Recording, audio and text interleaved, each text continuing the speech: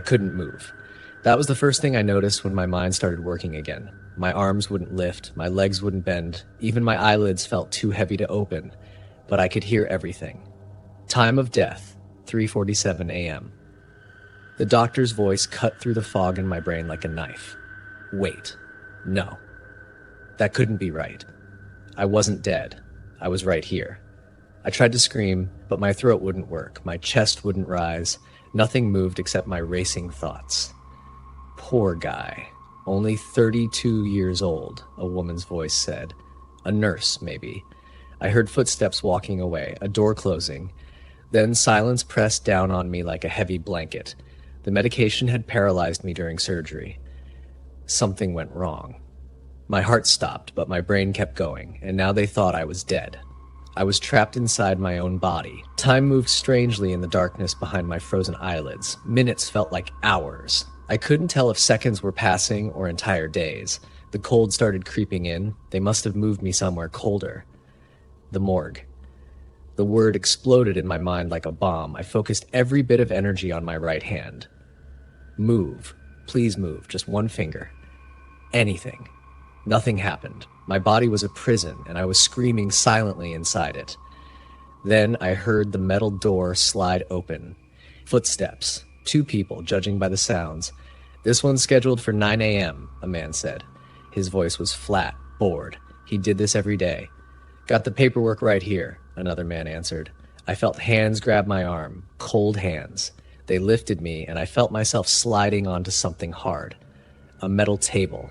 The sound of wheels rolling across tile floors filled my ears. They were taking me somewhere. The smell hit me next. Chemicals, strong and burning.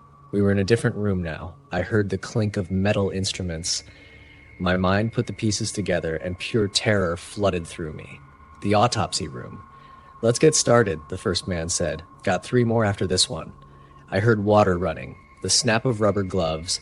My entire being focused on one desperate goal. Move. Show them. Do anything. Cold liquid splashed across my chest. They were cleaning the area. Preparing. I felt pressure as someone pressed their hands against my ribs, finding the right spot to make the first cut. This was it. They were going to cut into me while I was still alive, still conscious. I would feel everything, every slice, every organ they removed, and I couldn't even scream. Then the blade touched my skin. Not just touched, it pressed down. It broke through. The pain was unlike anything I had ever imagined. White-hot fire tearing through my chest. I tried to scream, but nothing came out. My frozen body betrayed me as the scalpel dragged down, opening me like a zipper. The burning sensation spread as they cut deeper through layers of tissue, through muscle. Hand me the rib spreader, one man said casually. No, please, God, no. I felt the cold metal instrument slide into the opening they had made. Then pressure. Incredible pressure as they began pulling my ribs apart. The cracking sound filled my ears. My own bones breaking, splitting. The pain reached a level I didn't know existed. My mind was exploding with agony, but my body stayed perfectly still. Dead still. Lungs looked normal, someone said, as if commenting on the weather. Hands reached inside me, inside my chest, touching my organs, moving things around. The violation was worse than the pain. I could feel fingers prodding my heart.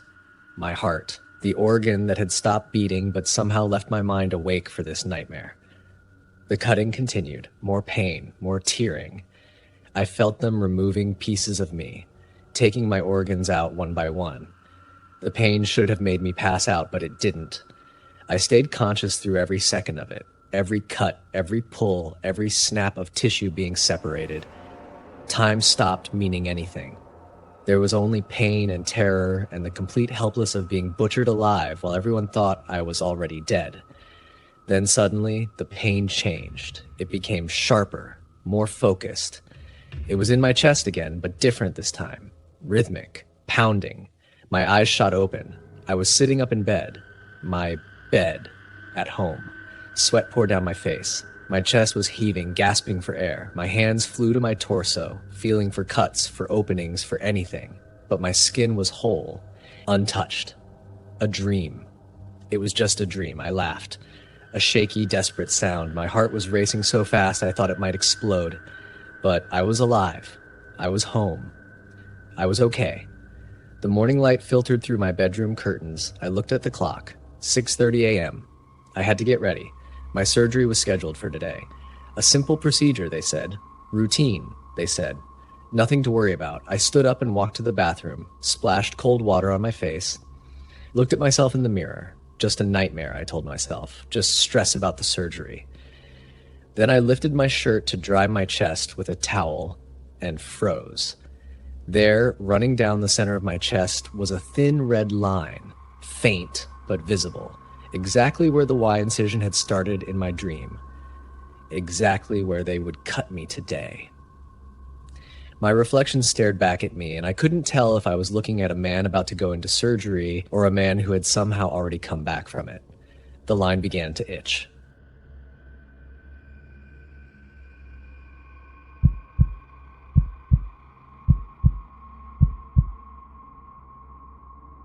The champagne tasted expensive, too expensive for what we'd paid. The penthouse suite overlooked all of Milan, glass walls showing the city lights like scattered diamonds. Susan laughed at something the host said, her face flushed with wine and excitement. To new friends. Marco raised his glass. His 3 friends cheered. We'd only met them 6 hours ago at the Duomo, but they'd been so welcoming, so eager to show us the real Milan that tourists never see. I should have known. Nothing this good comes free. Come, come, Marco said, gesturing to the balcony. Best view in the city. You must see. We followed him outside. The wind was cold up here, 40 stories high. Below, cars looked like toys. People were invisible dots. Marco's penthouse sat on top of one of Milan's most exclusive buildings. He'd told us he worked in international business, never said what kind. Beautiful, yes? Marco stood too close to Susan. His smile showed too many teeth. It's incredible, she said, but I heard something in her voice, a tiny crack of uncertainty. That's when I noticed the balcony door click shut behind us. Through the glass, I saw Marco's 3 friends blocking it from inside. They weren't smiling anymore. One of them held up my phone, my wallet, Susan's purse. They'd taken them from our jackets while we'd been distracted by the view. Marco? I turned. What's going on? He pulled out his own phone, showing us the screen. It was my bank account. Logged in. My stomach dropped like an anchor. You're going to make a transfer, Marco said calmly. 50,000 euros, right now. I don't have 50,000 euros. My voice came out too loud, too panicked. Your credit limit says different. 3 cards. 50,000 total. You'll transfer it or... He walked to the edge of the balcony, looking down at the 40-story drop, or Susan takes a walk without the balcony. The world tilted. This couldn't be happening. Susan grabbed my arm, her fingernails cutting into my skin. You're insane, I said. We'll scream. Someone will hear. Marco laughed. Scream all you want. Soundproof glass, and everyone in this building knows not to ask questions about what happens in my penthouse. He checked his watch. You have 5 minutes to decide, then we start hurting her. After that, we start removing pieces. My mind went blank with terror. This wasn't a movie. This wasn't something we could talk our way out of. These men were serious, professional. They'd done this before. Okay, I heard myself say. Okay, I'll transfer it. Marco smiled and handed me his phone. Susan sobbed against my shoulder. My hands shook so badly I could barely type. The banking app loaded. My fingers hovered over the screen. Then I saw it, a reflection in the phone's black surface. Behind Marco, through the glass door, one of his friends was arguing with someone, a woman. She was shouting, pointing at us. Marco noticed me staring and turned. His face changed. No, no, no, he hissed. The balcony door burst open. A woman in her 50s rushed out, face twisted with fury. She started yelling at Marco in Italian, gesturing wildly at us. Mama, this is business. Marco tried to interrupt. She slapped him. Hard. The sound cracked through the air. Then she turned to us, her voice switching to English. Get inside. Now. These idiots, they go too far. We didn't move. Was this part of the trick? Another layer to the scam? Now, she screamed. We ran inside. Marco's friends backed away from his mother like she was made of fire. She kept yelling in Italian, words that needed no translation. She was destroying him with each sentence. "Your passports," she snapped at us, then barked something at one of the men. He reluctantly handed over our things, everything intact. "Go," she said to us. "Elevator. Leave. Tell nobody. If police come, we tell them you tried to steal from us. Who they believe? Rich Italian family or American tourists? It was still a threat. Still a trap. But different now. A way out. We should." Susan started. "Go!" We ran to the elevator. My fingers stabbed the button over and over. Behind us, the mother's voice rose to a shriek. Something glass shattered. The elevator doors opened. We jumped inside. As they closed, I saw Marco standing in the hallway, his face purple with rage. Blood dripped from his lip where his mother must have hit him again. His eyes locked on mine. "I find you," he mouthed. "I find you both." The elevator dropped, 40 floors of pure terror. What if he called ahead? What if someone waited in the lobby? What if the elevator stopped between floors? It didn't. The doors opened to the marble lobby. The doorman barely glanced at us as we burst into the night. We ran. 6 blocks, 8 blocks, 10.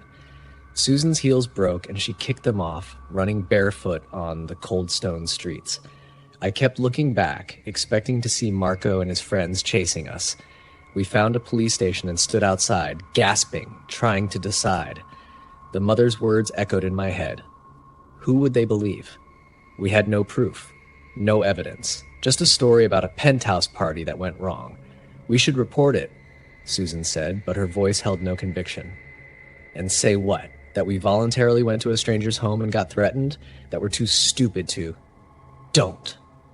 Susan's eyes filled with tears. "Don't say it like that." We stood there for 20 minutes. People walked past. Life continued normally. Finally, we walked away from the station and found a taxi.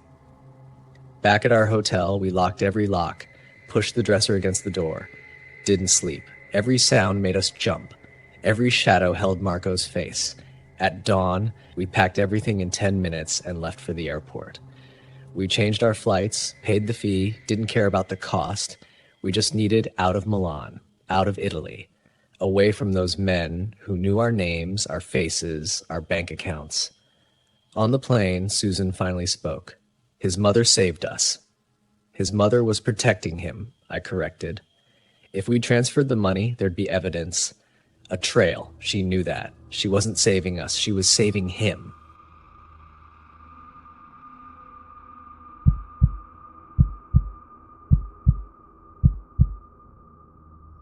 My car had broken down 3 miles back. The tow truck said it would be 2 hours. 2 hours in the dark, in the middle of nowhere, with the temperature dropping fast.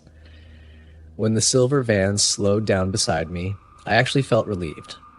"Need help?" The driver was a middle-aged man with a friendly smile. He wore a neat button-down shirt and had kind eyes. He looked like someone's dad. Someone's normal, boring dad. "My car died back there," I said, pointing down the dark road. "I'm trying to get to Coburg." "That's on my way. Hop in." I hesitated for just a second. My mom's voice echoed in my head. Never get in a car with strangers. But it was so cold. My fingers were numb, and he seemed nice. I opened the passenger door. The inside of the van was spotless, almost too clean. It smelled like bleach and something else I couldn't identify. Something metallic and wrong, but I told myself I was being paranoid. "I'm David," he said, pulling back onto the highway. "Hannah." We drove in silence for a few minutes. That's when I noticed he had passed the turnoff for Coburg. That was the exit," I said, trying to keep my voice steady. "I know a faster way," he replied. His smile hadn't changed, but something in his voice had. Something flat and empty. My heart started pounding. "Actually, I'd rather take the main road. Can you turn around?" He didn't answer. He just kept driving faster now. The speedometer climbed 60, 70, 80 miles per hour. "Stop the car," I said. My voice cracked. "Stop the car right now." That's when he locked the doors. The click of the automatic locks was the most terrifying sound I'd ever heard. I grabbed the door handle and pulled. Nothing. I hit the unlock button. It didn't work. Child safety locks, he said calmly, like he was explaining the weather. Can't open them from the inside. I started screaming. I screamed so loud my throat burned, but we were on a dark country road with no houses, no lights, nothing but empty fields stretching into the blackness. He didn't tell me to be quiet. He didn't threaten me. He just drove, humming softly to himself. That was somehow worse than anything he could have said. He'd done this before. I knew it in my bones. I looked in the back of the van. That's when I saw them. Zip ties, duct tape, a shovel, and thick plastic sheets. My blood turned to ice. I was going to die. This man was going to kill me and bury me somewhere no one would ever find me. Think, Hannah. Think.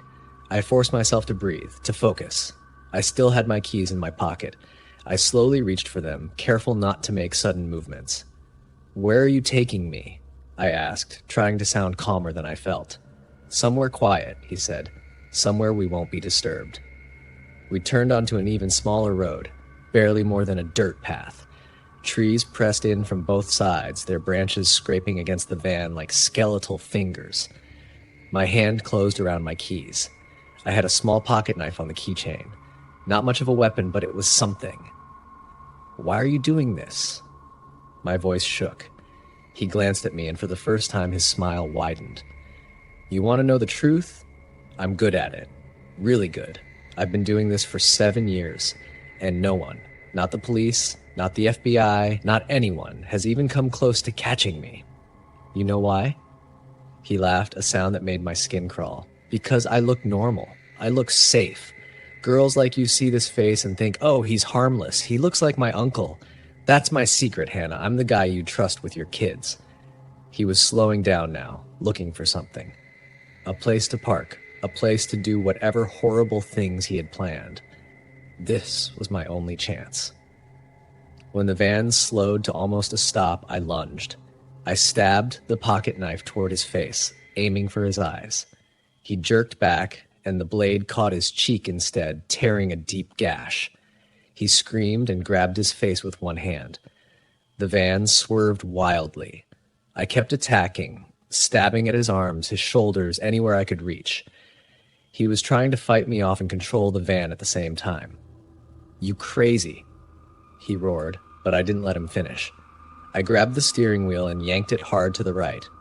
The van went off the road and crashed into a ditch.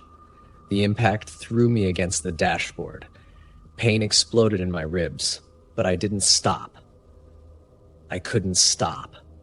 He was dazed from hitting his head on the window.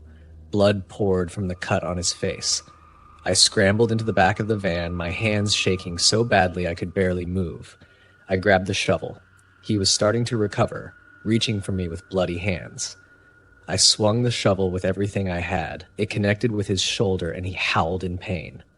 Open the doors, I screamed. Open them now, or I'll bash your skull in. He stared at me with pure hatred, but he reached for the button. The locks clicked open. I threw myself out of the van and ran. I ran like I'd never run before, crashing through the dark woods, branches tearing at my face and arms. I could hear him behind me, cursing and stumbling, but I was faster. Fear made me faster. I ran until I saw lights ahead. A house. A real house with windows glowing warm and yellow. I pounded on the door, sobbing. Please, please help me. Call 911. An elderly couple opened the door, their faces shocked at the sight of me, bleeding, covered in dirt, shaking uncontrollably. The police came within minutes. They found him trying to drive the van out of the ditch, his face still bleeding. They found everything in the back, the tools, the plastic. And when they searched his property later, they found 3 graves. 3 women who hadn't fought back hard enough. 3 women who hadn't gotten lucky like I did. I sat in that elderly couple's kitchen, wrapped in a blanket, drinking hot tea that I couldn't taste. The wife held my hand and cried with me. The husband talked to the police outside. They told me later that I had stabbed him 12 times. I don't remember most of it. I just remember the fear, the absolute terror. And the moment I decided I wasn't going to die without fighting with everything I had.